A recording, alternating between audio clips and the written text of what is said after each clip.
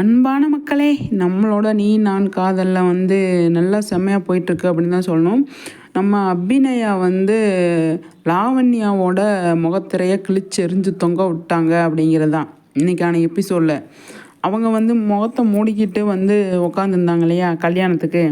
அதை லாவண்யா உட்காந்துருக்கும் போது மது ஹெல்ப்பால் அபி என்ன பண்ணுவாங்க, ராகவ்கிட்ட உண்மையெல்லாம் சொல்கிறாங்க. ராகவ் இந்த மாதிரி அபி அதாவது லாவண்யா உங்ககிட்ட இந்த மாதிரி பிரார்த்தனை பண்ணி இந்த மாதிரி கல்யாணம் பண்ணியிருக்காங்க, கல்யாண மேடையில் உட்காந்துருக்காங்க அப்படின்னு சொல்லும்போது இது எப்படி உனக்கு தெரியும் அப்படின்னு கேட்குறாரு.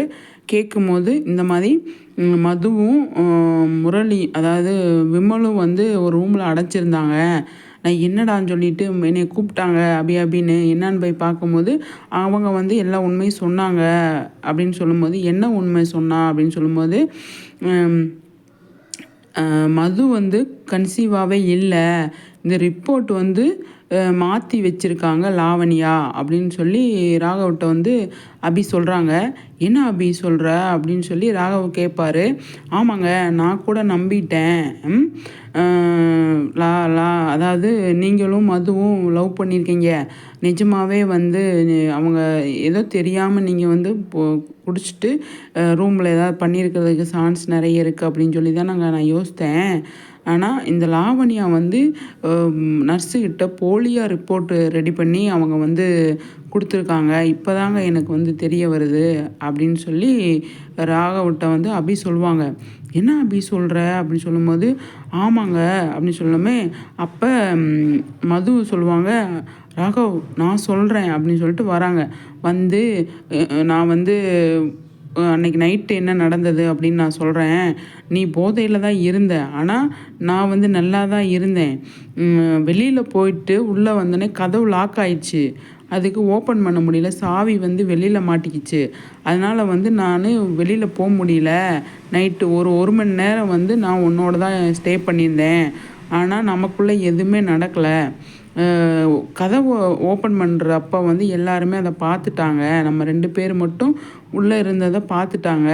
அதனால தான் நம்ம 2 பேர் மேலே சந்தேகப்பட்டு அன்றைக்கி எல்லாருமே பேசினாங்க அப்படின்னு சொல்லுவாங்க. அன்னைக்கு எதுவுமே நடக்கலை ராகவ், நீ பயப்படாத அப்படின்னு சொல்லும்போது, என்ன மது சொல்கிற அப்படின்னு சொல்லி கேட்பாங்க ராகவ்.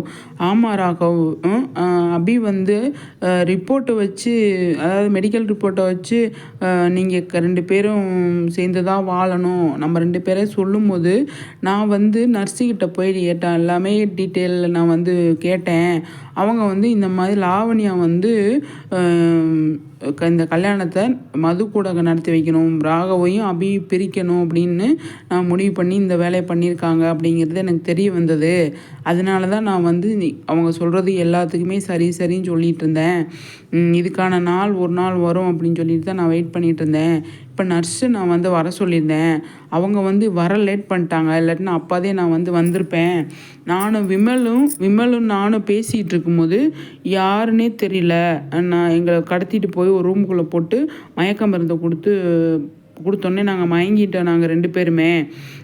அதுக்கப்புறமா மயக்கம் தெரிஞ்சதுக்கப்புறமா ஜன்னல் வழியாக நான் யாராவது இருக்காங்களான்னு சொல்லி பார்க்கலான்னு நினச்சிட்டு வெளியில் பார்க்கும்போது அபி ஒரு இடத்துல நின்றுருந்தாங்க. அப்போ அபின்னு கூப்பிட்டு அப்புறமா அவங்க தான் எங்களுக்கு ஹெல்ப் பண்ணாங்க ராகவ் அப்படின்னு சொல்லும்போது, என்ன சொல்கிறீங்க, எனக்கு ஒன்றுமே புரியலையே, ஒரே குழப்பமாக இருக்குது அப்படின்னு சொல்லி ராகவ் சொல்லுவார். அப்போ விமல் சொல்லுவார், ஆமாங்க அப்படின்னு சொல்லி. இவங்க யார் அப்படின்னு கேட்கும்போது, இவரை தான் நான் கல்யாணம் பண்ணிக்க போகிறேன் ராகவ், இவர் என்னை லவ் பண்ணுறாரு, நானும் இவரை லவ் பண்ணுறேன் அப்படின்னு சொல்லுமே பயங்கர ஷாக்காயிரும். அப்போ லாவண்யா பார்த்து ராகவ் கேட்பாரு, லாவண்யா என்ன இது அப்படின்னு. நான் உன்னை கல்யாணம் பண்ணிக்கணும், அதனால தான் நான் இவ்வளோ தூரம் இவ்வளோ பண்ணேன் அப்படின்னு சொல்லி சொல்லுவாங்க. நீ எதுக்கு என்ன கல்யாணம் பண்ணிக்கணும், ஆல்ரெடி தான் நான் அபி கல்யாணம் பண்ணிட்டேனே, அவள் தான் என்னோடய ஒய்ஃபு, அவள் தான் இந்த ஜென்மத்தில் என்னோடய ஒய்ஃபு அப்படின்னு சொல்லி ராகவ் சொல்லுவார். அப்போ நீ தான் என்னோடய புருஷன்றதை நான் இந்த ஜென்மத்தில் முடிவு பண்ணி வச்சுருக்கேன் ராகவ் அப்படின்னு சொல்லி சொல்லுவாங்க. நீ முடிவு பண்ணால் நான் முடிவு பண்ண வேணாமா, இதெல்லாம் என்ன திருட்டுத்தனமாக உட்காந்துருக்க, நீ என்னோடய ஃப்ரெண்டுன்னு தானே நான் நினச்சிட்டு இருந்தேன், ஒரு ஃப்ரெண்டாக இருந்து நீ இந்த மாதிரியெல்லாம் பண்ணலாமா பண்ணலாமா? ஏன் இந்த மாதிரியெல்லாம் பண்ண லாவண்யா அப்படின்னு சொல்லும்போது, எனக்கு ரொம்ப பிடிக்கும். அதனால தான் நான் இப்படி பண்ணேன் அப்படின்னு சொல்லி லாவண்யா சொல்லுவாங்க. எனக்கு உன்னை பிடிக்கணும்ல, நான் தான் ஆல்ரெடி கல்யாணம் பண்ணிட்டேனே, அபி கூட தான் நான் வாழ்ந்துட்டுருக்கேன். அது உனக்கு தெரிஞ்சும் நீ வந்து இந்த மாதிரி பண்ணலாமா?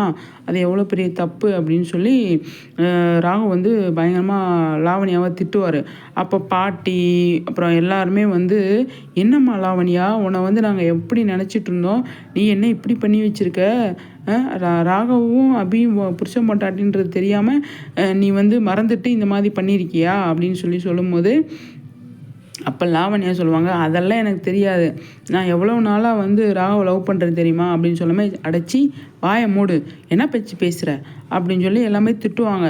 அப்போ ராகவ் சொல்லுவார், இங்கேருந்து போயிரு லாவண்யா, இல்லைன்னா நான் ஏதாவது பொண்ணு திட்டிடுவேன் அப்படின்னு சொல்லாமே லாவண்யா வந்து போயிடுவாங்க. போனதுக்கப்புறமா வந்து ஏம்மா பாட்டி கேட்பாங்க, அதாவது அபி கிட்ட, ஏன் அபி நீ இவ்வளோ நாளாக இவ்வளோ விஷயம் நடந்திருக்கு, நீ வந்து ஏன் எங்ககிட்ட சொல்லவே இல்லை அப்படின்னு சொல்லும்போது, இல்லை பாட்டி நானே குழப்பத்தில் இருந்தேன், எப்படி தான் சொல்கிறதோ, நீங்கள் சொன்னால் உங்கள் மனசு எந்த மாதிரி தாங்குமா தாங்காதா அப்படின்னு சொல்லிட்டு தான் நான் வந்து, அஞ்சலி அக்கா வேறு கன்சீவாக இருக்காங்க, நீங்கள் வேறு உடம்பு சரியில்லாமல் இருக்கீங்க, எல்லாத்தையும் யோசித்து தான் பாட்டி நான் சொல்லாமல் இருந்தேன் அப்படின்னு சொல்லாமே, இவ்வளோ விஷயங்களை உன் மனசில் வச்சுட்டு இவ்வளோ கஷ்டத்தில் இருந்தியாம்மா, நான் வந்து உங்களை ஒன்றும் தப்பாக நினச்சிட்டேன் அப்படின்னு சொல்லி பாட்டி சொல்லுவாங்க.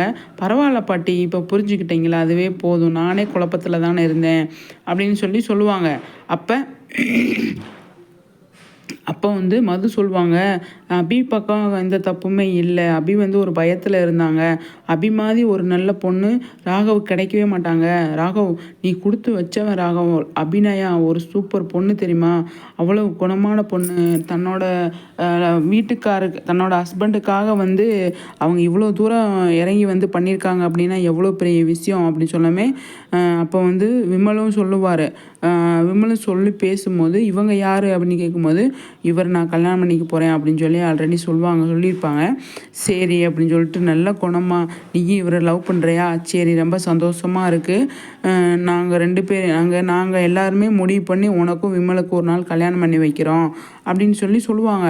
அப்போ அபியோட அத்தை சொல்லுவாங்க, நம்ம எதுக்கு இன்னொரு நாள் டைம் எடுத்துக்கணும், நம்ம இப்போயே வந்து கல்யாணம் பண்ணி வச்சிடலாம், நல்ல முகூர்த்தம் இருக்குல்ல அப்படின்னு சொல்லிட்டு மதுவுக்கும் விமலுக்கும் வந்து கல்யாணம் பண்ணி வச்சுருவாங்க. கல்யாணம் பண்ணி வச்சுன்னு அவ்வளோ ஹாப்பியாகிடுவாங்க. அப்போ அபியும் ராகவும் வந்து ஒன்று சேர்ந்துருவாங்க. அதுக்கப்புறமா வந்து இந்த பக்கம் பார்த்திங்க அப்படின்னா லாவண்யா, முரளி, சுந்தரி இவங்கெல்லாம் வந்து ஒரு பிளானை போட்டு பயங்கரமாக வந்து என்ன பண்ணலாம், அடுத்து என்ன பண்ணலாம் அப்படின்னு யோசிக்கிறாங்க. என்ன பண்ணாலும் நடக்காது அப்படிங்கிற மாதிரி. ஆனால் அபி வந்து இருக்காங்க இல்லையா, அதுக்கப்புறமா வந்து லாவண்யா சொல்கிறாங்க, கண்டிப்பாக நான் அபியும் ராகவையும் பிரித்தே தீருவேன், ராகவ் தான் என்னோட வாழணும், நான் அதில் எந்த மாற்றமே கிடையாது அப்படின்னு சொல்லி பயங்கரமாக வந்து அவங்க ஒரு சபதத்தை போட்டுக்கிட்டு இருக்காங்க. அதுக்கு நான் சப்போர்ட்டாக இருக்கேன், இப்போ அபியும் ராகவும் சேர்ந்தது எனக்கு பிடிக்கவே இல்லை அப்படின்னு சொல்லி முரளி வந்து சொல்லிகிட்ருக்காரு.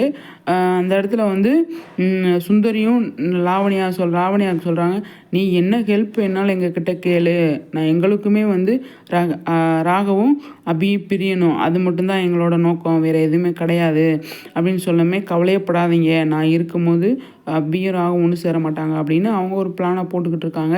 இங்கே வந்து பார்த்தீங்க அப்படின்னா கல்யாணம் முடிஞ்சிருச்சு விமலுக்கும் மதுவுக்கும். இந்த பக்கம் பார்த்தீங்க அப்படின்னா அபி ராகவும் ஒன்று சேர்ந்துட்டாங்க. அனு வந்து பயங்கர ஹாப்பியாக இருக்காங்க, எந்த பிரச்சனையும் இல்லாமல் மறுபடியும் அபியும் ராகவும் சேர்ந்துட்டாங்க அப்படின்னு சொல்லிட்டு மனசு அவ்வளோ சந்தோஷமாக இருக்குங்க அப்படின்னு சொல்லிக்கிட்டு இருக்காங்க. எல்லாத்துக்குமே ஸ்வீட் கொடுத்து ஷேர் பண்ணி சாப்பிட்டுக்கிட்டு இருக்காங்க. செம்மையாக போயிட்டுருக்குங்க. நீங்கள் என்ன நினைக்கிறீங்க மக்களே? உங்கள் கருத்துக்களை ஷேர் பண்ணுங்கள், சரிங்களா?